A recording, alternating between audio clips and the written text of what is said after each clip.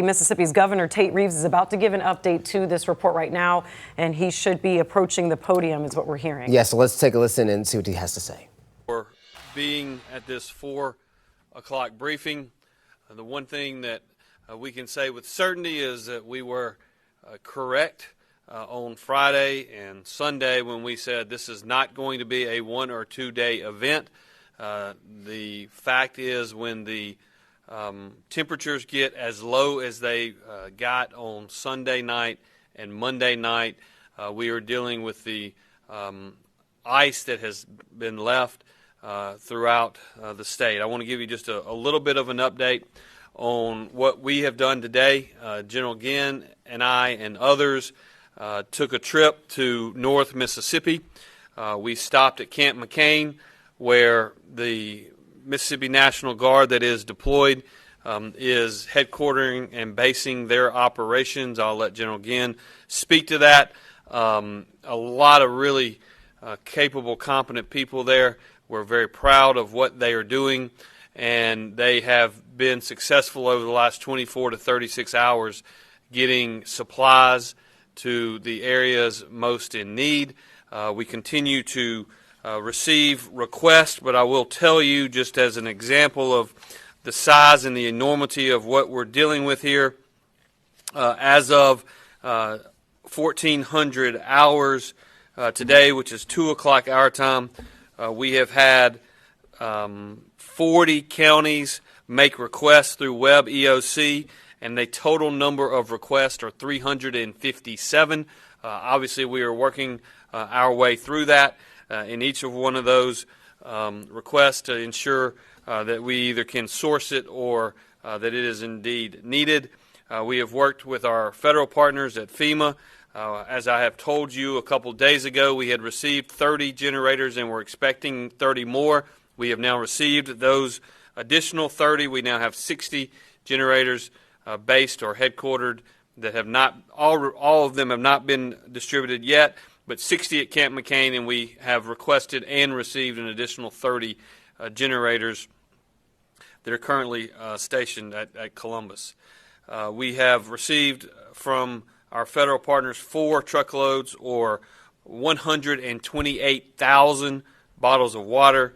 We have received 4 truckloads of MREs or 107,520 meals. We have sourced an additional 2,178 cots, 2 truckloads of blankets or approximately 9,000 blankets for the warming centers that are open all throughout the state. We currently have warming centers in total 35 counties of Mississippi with a total of 68 individual facilities that are open throughout the state of Mississippi. Not only did we go to Camp McCain, we also stopped today in Tippah County. As you know, Tippah County is one of the hardest hit counties in the state, along with their neighbors to the south and southwest and to the east. We made a stop at the Tippah County Hospital, and I can just tell you that from my personal experience, how much I appreciate the conversations that we had there, and the fact that it reminds you of the heroes that we have in Mississippi, just Mississippians going over and beyond the call to help their fellow neighbors. Fortunately, there at the hospital, they have power back. We are working to source them water, but again, a lot of people that are just doing incredible work there. We also made a stop at the nursing home facility there, where we had actually sourced a generator for them because they did not have power. We appreciated our friends at the U.S. Army Corps of Engineers. They are helping us in terms of the generator installation where that is necessary. But now we find ourselves on Wednesday, and we still have a little over. We've had a lot of progress on getting power back on throughout the affected area. However, we do know that we have a lot to go. There's the latest number I saw is we still have a little over 100,000 in Mississippi without electricity. There are literally hundreds and hundreds and hundreds of linemen, both from in-state and out-of-state, that are out working. The weather was better today. That helps. We're seeing significant reductions in the total number of outages because of that. But we also know that we're going to go into tonight with a large number of people that continue to have no power, and we are continuing to encourage staffing and resourcing the various warming centers so that those individuals in our state, because it's going, even though it warmed up today well above freezing to the 38 to 40 range, it's going to be well below freezing tonight and maybe down in the low 20s in much of the north part of our state. As you have seen, sadly, we can confirm 10 fatalities with this event, and multiple injuries as well, at least 18 we have confirmed, but there could be, at least 14 that we can confirm, but we think those numbers are going to rise. We've had 51 counties make damage reports, as well as 37 municipalities make damage reports in our system. We anticipate those numbers are going to go up as well. We know that there has been a lack of power and also a lack of being able to get online to do those things at various EOCs in the north part of the state, and so we expect those numbers to rise as well. I'm going to let Executive Director of MDOT, Brad White, give you an update, as well as our Commissioner of the Department of Public Safety with respect to some of the roadways and where they find themselves. We have deployed initially an additional 8 uniformed officers of the Mississippi Highway Patrol yesterday. We today have deployed an additional 23 uniformed officers and marked patrols for work on our roadways.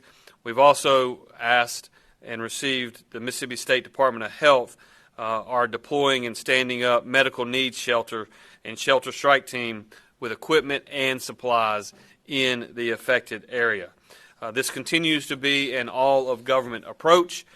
We obviously have a lot of experience with natural disasters, but ice storms are just a little bit different.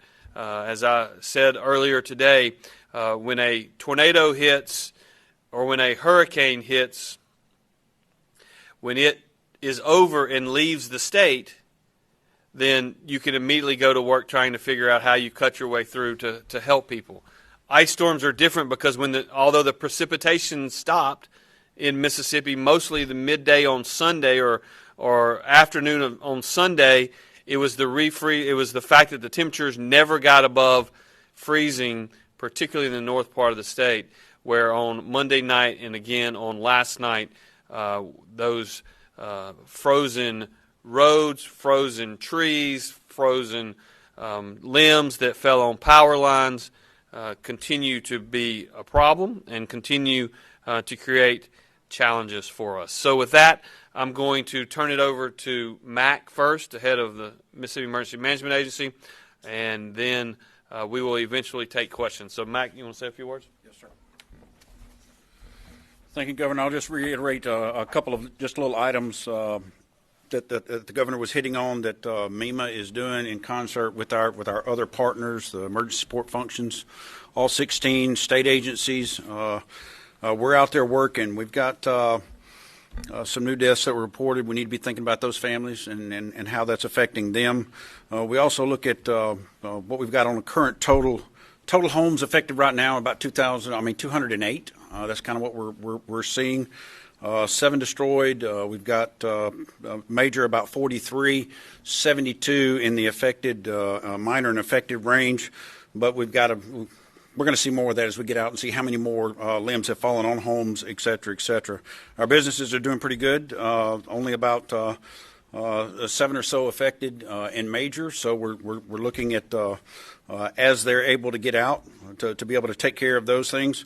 The public roads are what you're going to hear from MDOT and the Highway Patrol, I-55 and I-22. And Highway 22, big issues. I mean, we're following the frost line. The teams at MEMA, the teams at the Corps of Engineers, the teams with FEMA, we follow that frost line. We're going up as we can clearly get up and start getting those teams into to install, manage the generators that we're putting in. Right now, we've already installed 35. And it's like, okay, you've gotten 35 generators in. What does that mean? Well, that means a team has gone up and said, okay, this building can accept that power. We have to evaluate it. And the wraparound services with this UAC, the Corps of Engineers team, it's a one-stop shop. Once we install it, we maintain it, we fuel it, we keep it running to the end of this event. So that is what is all-encompassing around. So out of that 30, we've got 55 more in hand. We've got another 30 available that can come, and so we're looking at our burn rate. How many is it going to take to get this event done? And so we've got the teams. They're going out each and every day, and that's looking very good. We're putting them on water systems, shelters, warming centers, assisted living facilities, and also corrections, taking care of those folks that are within the state's custody to make sure that they make it through this as well. Reiterate that traveling through the state is still not free. I mean, we're blocked off. This is a time to stay at home when you can. Please look at the generators that you're using at your own home. We've had some issues where generators and possibly kerosene heaters inside homes have caused possibly some of these deaths. We don't need to lose people. We've got to be smart about it. We've got to get it done. The governor talked about the reports we're getting in. We're monitoring those every single minute throughout the day. We get another request. Lafayette and a few others were able to get on our communication systems for the state of Mississippi, the MISWIN system, the Wireless Commission. We're at 100%. We're one of the few states. We've got 100% emergency communications that's running through every first responder, everyone that's out there. So we're able to, if we don't have internet, we're going to give it to you over the phone. We're going to give it to you over that radio. We're going to talk it right into our emergency operations center here. We'll put in your needs. We'll get those things moving for you. We've been working through some of those issues. Somebody that don't have internet, no, put it over the radio. We got you 100% VOCO right in. So a lot of water, cots, everything have been distributed out the state. We've got still more to go. We've got the at Camp McCain, Mississippi, made a very judicious decision to go ahead and move a forward base up there along with the Mississippi National Guard. So if you've got it and it's there, it's going to be a shorter time frame. We made an hour-and-a-half trip to Oxford last night, which would have taken 2.5, almost 3 hours. So we're able to make those jumps a lot better into that impacted area, the same way we would do it if we'd be jumping out of Camp Shelby going south to do that for hurricanes and whatnot. I'll be around for any questions that might come at the end, but Governor, I'll let you let the next person. Thank you, Mac, and I appreciate the entire team at the Mississippi Emergency Management Agency and our partners at the Federal Emergency Management Agency for helping ensure that we resource all of these various requests that we are getting when it makes sense to do so. At this time, I'm going to turn it over to General Ginn. As you probably saw, a number of us stopped at Camp McCain earlier today. I couldn't be more, and I told the soldiers that were there, as you know, we've deployed about 500 so far. I couldn't be more proud of those men and women and the work that they are doing. And the reality is they just have some assets that no one else in the state has. When we had a difficult time last night that I know Commissioner Tindall will talk about, getting automobiles moving on I-55, we literally sent wrecker crews from the Mississippi National Guard from Camp McCain up to I-55 to get that rolling, and we saw a lot of progress with respect to that. So, General Ginn, you want to speak to that? Yes, sir. And other things? Yes, sir. Thank you, Governor. Kind of sort of array of our forces with 500 soldiers that we have right now. We went FOC at Camp McCain with 500 soldiers yesterday. Task Force Thunder, that is our operational base, and forward of that, and we kicked these soldiers out. We thought we would kick them out to these forward operating bases by this morning, but we actually got most of them out yesterday afternoon. So the sense of urgency is certainly there. But we got one set up in Greenville, one in Senatobia, one in Oxford, and one in Boonville, and we're working on getting one set up in Tupelo as well. We also We also have several commodity trains, log trains that are running from the MEMA warehouse here in Byram and also out of Camp Shelby as well. And just a quick update on what we've done in the last 24, we've issued 20,000 bottles of water, 630 blankets, 12,000 meals, 300 cots, 8,000 gallons of fuel, and in the last 36 hours, nonstop record service on I-55. So, again, we got 500 soldiers out there doing great work. Task Force Thunder, Colonel Rod Edwards up at Camp McCain, they're working, is doing a great job, and we visited with those soldiers today. Our goal, we have LNOs out in 5 other counties right now besides where we have our operational forward bases set up. The goal is to get them in 30 more counties. So we're working toward that, getting better every day. The sense of urgency is certainly there, and basic life support is our number one concern. Governor, thank you. Thank you, General Ginn. At this time, I'm going to ask the Executive Director of the Mississippi Department of Transportation, Brad White, to talk about some of the challenges that we've seen, particularly on the interstates. I actually flew over both I-55 and 22 a couple of hours ago. I will tell you that this was not necessarily true 24 hours ago or even 20 hours ago, but as of this moment, the vast majority of vehicles that are on 55 and on 22 are 18-wheelers, and there's not a lot of passenger vehicles. I think a lot of people are heeding the call to, unless you have to be on the roadways, to stay off. We anticipate that these roads are likely to freeze over again tonight. Ice is not, dealing with ice and dealing with snow is not the same thing. And so we are working our way through that, but I'm going to let Brad speak to it. So. Thank you, Governor. Monday morning when the storm had passed, we were realizing that the areas of the state that were majorly affected was primarily the Mississippi Delta and North Mississippi. This is an area that consists of about 15,000 lane miles of state highway and over 3,000 bridges on our highway asset inventory. We deployed about 500 maintenance employees with equipment out in that area. Yesterday was the first day that we've had temperature that got above freezing. Primarily in these areas, they were hit with ice, as the governor said. And as he said, the ice is a much different animal. You cannot plow frozen ice. You have to have cooperation from temperatures getting above freezing, sunshine, and the ability to treat the ice in order to turn the top layers into a slush material that you're able to then plow off and continue treating until ultimately you've removed all of the substance from the highway. Yesterday, our crews were successful in opening up much of the Mississippi Delta as well as East Mississippi and the Tupelo area.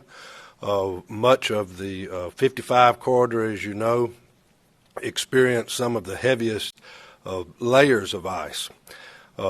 This morning, with the help of the National Guard and the Mississippi Department of Public Safety, we were able to block off the affected areas of I-55, primarily in the Panola and Tate County areas, along with I-22 and Marshall County, back into the state line at Tennessee.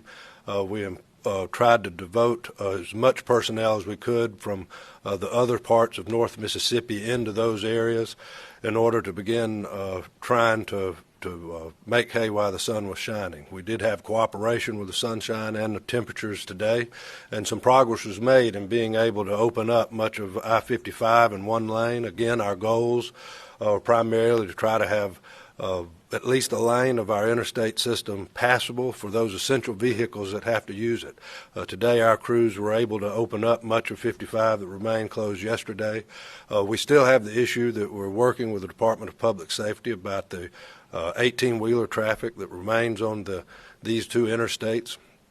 We do look to continue having sections of I-55 in this area as well as I-22 or US 78 in Marshall County closed to through traffic so that we can make sure that others don't get stuck in there, but also so we can try to begin maneuvering equipment in. I will remind you another thing about treating ice. Tonight, the temperatures are going to be dropping as soon as the sun goes down. what is left there will refreeze. Our crews will be unable to address some of those issues tonight. And so tomorrow morning, God willing, the sun's going to come up, the temperatures will rise back into the 40s as they were today, and we'll be able to pick up where we left off in treating the area and then continuing to shave off the ice and ultimately opening the highways back up. And I'll be available to take any questions as well after the others make their presentation. Thank you, Brad. And at this time, I'm going to call on Sean Tyndall, the Commissioner of the Department of Public Safety, whose law enforcement officers, primarily the Mississippi Highway Patrol, have been supporting the efforts throughout this weather event, and particularly in terms of escorting the National Guard vehicles last night to get to I-55. I will tell you, just as an anecdote on 55, and maybe Sean can speak to this a little bit, when we flew over it, say at 1 o'clock or so, or 12 o'clock today, there was a pretty significant backup south of Batesville on I-55. My understanding is for the most part that has been cleared up, but we are trying not to allow additional individuals north of Batesville on 55 so as we can ensure that we don't find ourselves in a position like we did last night where you have an 18-wheeler or another truck that either simply staying on the one lane that is open, or in some instances trying to pass on the lane that really shouldn't be open. They end up jackknifing, and it ends up we're not able to move traffic in any direction. And so we're trying to limit that. I'm going to let Commissioner Tyndall talk about it. Yes, so since this event started, the Mississippi Highway Patrol and our other law enforcement divisions at the Department of Public Safety have assisted hundreds and hundreds of stranded motorists. A lot of this accumulated last night on I-55. Troopers with the Mississippi Highway Patrol were out till 4 in the morning removing motorists from their personal vehicles that were stuck on I-55. That presents a different kind of dangerous circumstance than those that are in commercial trucking vehicles or 18-wheelers, primarily, and you've got smaller gas tanks, and it's more likely after a certain amount of time those individuals will run out of gas and then be stuck on the interstate in frozen temperatures without any heat. So it was imperative that we assist those drivers and get them off of I-55. The Mississippi Highway Patrol and our Commercial Trucking Enforcement Division did a great job of helping assist those in personal vehicles to get off the road. That led to the decision today that we couldn't afford to have another night like we did last night tonight.